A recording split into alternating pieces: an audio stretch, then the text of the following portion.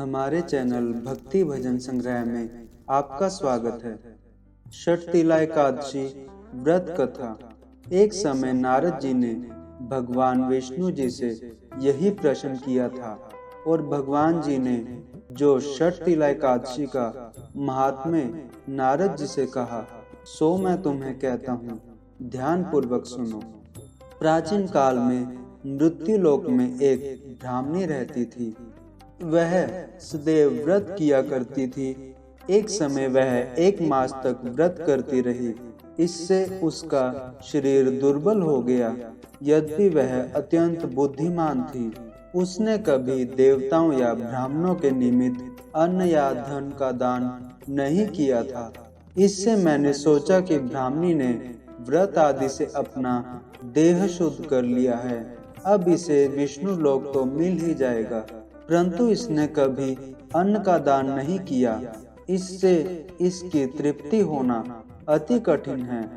भगवान श्री विष्णु जी ने आगे कहा, ऐसा सोचकर मैं भिखारी के वेश में मृत्यु लोक में उस ब्राह्मणी के पास गया और उससे भिक्षा मांगी।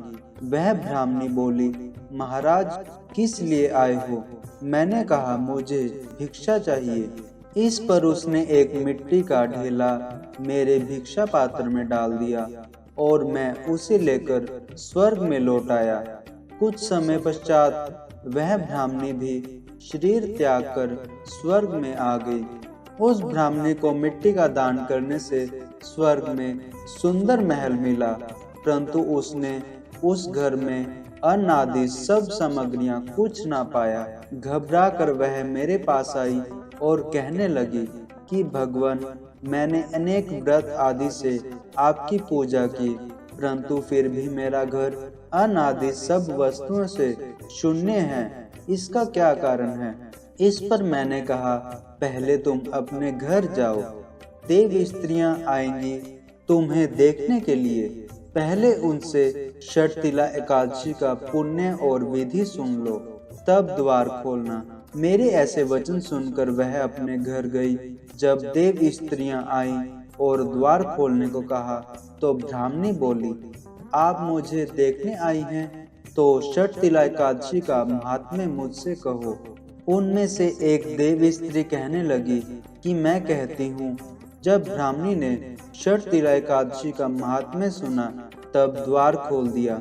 देवांगनाओं ने उसको देखा कि ना तो वे गांधर्वी है और ना आसुरी है, वरन पहले जैसी मानुषी है। उस ब्राह्मणी ने उनके कथा अनुसार षटतिला एकादशी का व्रत किया। इसके प्रभाव से वह सुंदर और रूपवती हो गई तथा उसका घर अन्न आदि समस्त सामग्रियों से युक्त हो गया।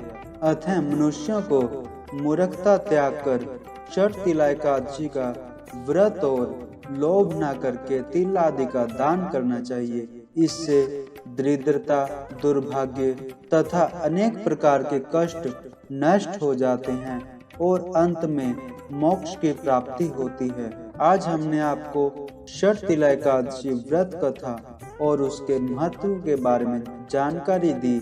हम उम्मीद करते हैं कि आपको यह वीडियो पसंद आई होगी और नई वीडियो देखने के लिए हमारे चैनल भक्ति भजन संग्रह को सब्सक्राइब करें और वीडियो को लाइक और शेयर जरूर करें।